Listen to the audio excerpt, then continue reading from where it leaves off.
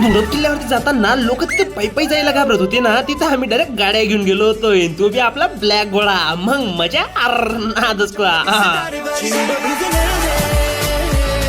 आणि मी तर म्हणतोय ही पहिली इलेक्ट्रिक व्हेकल असेल किती धुळप किल्ल्यावरती आलेली. आणि आपली गाडी पार्किंग करून पुढे आल्यानंतर आहे ना, इथं एक काका निवांत बसलेले दिसले. आणि काका म्हणायला लागले, पोरांनो पाणी लागत असेल तर इथूनच घेऊन जा, कारण की पुढे आहे ना शक्यता कमीच आहे की भेटेल. पण काकांना कोण सांगेल, आम्ही घरूनच प्लॅनिंग करून आलोय, कारण की आम्हाला मॅगी पार्टी करायची. आणि रस्त्यात तरी आम्हाला एक खेळ बी खेळायला भेटून गेला.